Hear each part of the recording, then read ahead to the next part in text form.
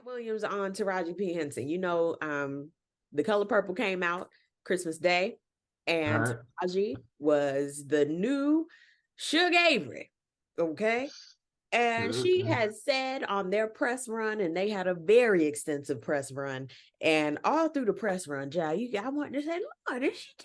Because she just had the heaviness on her while she was doing Yeah, it. she looked like she gained some weight too. And she was just like, shut the hell up. She was just like, it seemed like every question, she was just like, So she finally, in one of her interviews, said, you know what? Fuck all this shit. I really want to say something. I'm not making the money like, I'm supposed to be making, and I'm tired. Effie, I'm tired. I'm tired. Okay. So here's the biggest aha. We are actresses. I mean, I'm doing all the things and I'm not making no money. Okay. Like I should. And I was like, oh, damn. So that was the conversation. People brought in Monique, and when she was talking about it, and now it's a topic of discussion, which brings us to Shannon Sharp asking Katt Williams what he thinks about the whole Taraji situation. I don't know if you saw this, but Taraji P. Henson got extremely emotional the other day. She was giving an interview. Yes. And saying that they're vastly underpaid and say the math is not mathing. They get X amount of dollars by the time Uncle Sam get his cut, by the time the agency get their cut, and what you see they were supposed to get is a fraction of that. Where do you come down on that, Katt? It was the saddest thing ever, because imagine being in your genre, in your sub-niche, whatever it is. Imagine being in your lane. Imagine being one of the very top of your lane, that to the point where if they don't take you for the role, there's not 3 Black actresses that they can say are bigger than you that we're going to give this to. Imagine you being at that point and have to humble yourself and say, they're not paying me, y'all. And they not making my pay go up because I'm doing better or nothing. It don't matter to them that I'm famous and people know me or nothing. They want to pay me exactly what they paying the new girl. And I've been suffering under it for a decade now and just taking it. I just been getting whooped. But I just got to come say, this is wrong.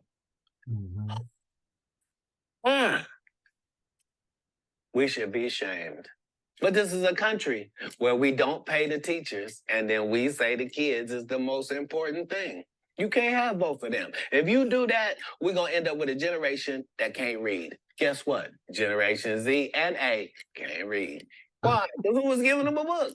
We gave them an iPad or a phone, and now the letters don't mean there's no cursive writing. Right. Sorry about that. So yeah, this is what period of time it's in. It's the period where the victims get to say, they've been hurting me for a long time. And I just ain't said nothing because I was trying to be strong and I didn't want to shame anybody. Yeah. When our people call out for help, we got to understand,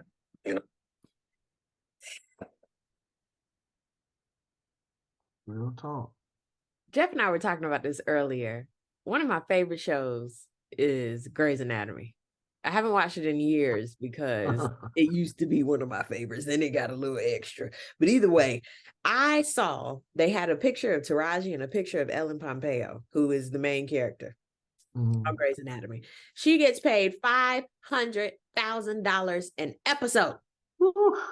I said an episode.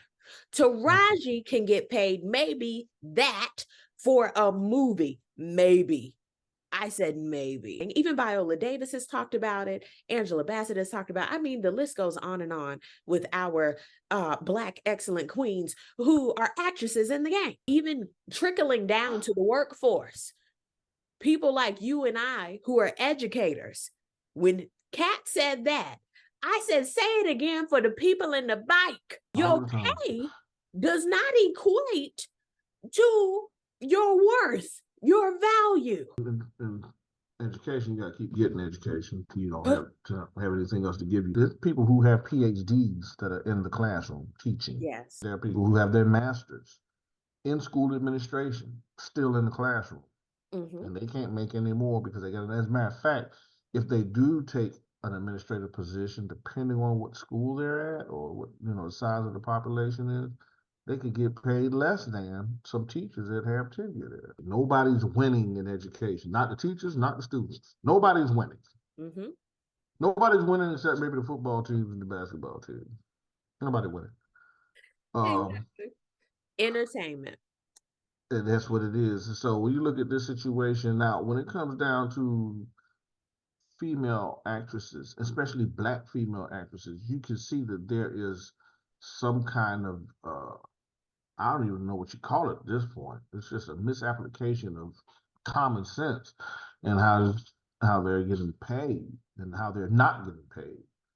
And there's no, like you say, make it make sense. There's no rhyme or reason to it. And it really needs to be, it doesn't even need to be addressed. It just needs to be corrected. I get tired of people saying stuff needs to be addressed. You can address And it, I'm have a so meeting, have a confused committee because and I'm all sitting that. here like it can be resolved. Yeah. It There's doesn't no need to be like, addressed. what do we Right. do? Fix No. it. It doesn't need to be addressed. It needs to be resolved, like you said. Just fix it. Right. I don't get it. It's the same thing in education. Fix it. You have all these budgets, all this bullshit. Fix it. You're wondering what's going to happen with our children, and they're not learning because nobody's in the classroom. People are dropping like flies, and they don't care. Like Katt was saying, the gig is up. You're being exposed. And that's why people are dropping out of education, because the system itself is being exposed for what it is with the advent of social media and the internet.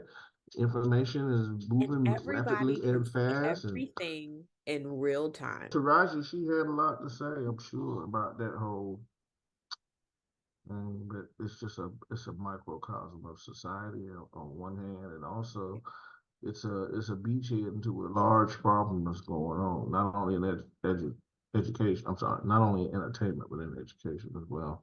It's just the pieces are different, the people are different, Exactly. So basically, Black females, I guess, they don't want to see them on the big screen. I guess because they're not paying them. What is Hollywood saying by the disparity that they use? Hollywood is going to continue having disparities, especially when it comes down to Black people on screen versus everyone else on screen. The only time you really see Black people on screen has to be, let's think about the latest one, The Color Purple. Okay. That came out. It was great. I enjoyed it. That was Black folk put that on. It was Black people putting on Black stuff. And guess who was ahead of the whole shebang? Oprah Winfrey. She said, oh, I got it. No problem. Other than that, if Oprah wasn't a part of it, I guarantee you that shit wouldn't have been up there. She's always done that. And that's where she puts her money. You can see that. Now, people could say she's a spawn of the devil and she's a gatekeeper and all this stuff. But what the fruits of her labor have shown her to be concerned about the fabric of Black history and how it is portrayed. Now she's one person, she don't do so much. And so that's why I take issue with Tyler Perry, because Tyler Perry's movies be ripe with all kinds of issues. It's almost like maybe his stuff is a caricature of Black history, because But I think a lot of the times he's footing the bill too for he's footing the bill, but the stories he tells, I call it Black Lifetime, because it's always a bad Black dude in there somewhere. It's disparaging to men. A lot of his productions are very disparaging to women. It talks about women's suffrage and their struggles, and I'm sure that women have had a lot of the issues that Tyler Perry tackles in some of his productions, but at the same time, I'm sorry to cut you off again, but even when we were watching his special on Amazon, sometimes you can see how he even said how he comes up with his stories is tied to his trauma as well as he has seen. So sometimes, yes, it's a mirror, and a lot of times it's a reflection of what people go through and deal with, et cetera, et cetera. Well, I just realized what the problem is. Why Hollywood don't want to play Black women? Because they don't really want Black women's stories to be told. No. That's what it is. I hate to say they want Black women to be in their place like they were during slavery, serving the white man.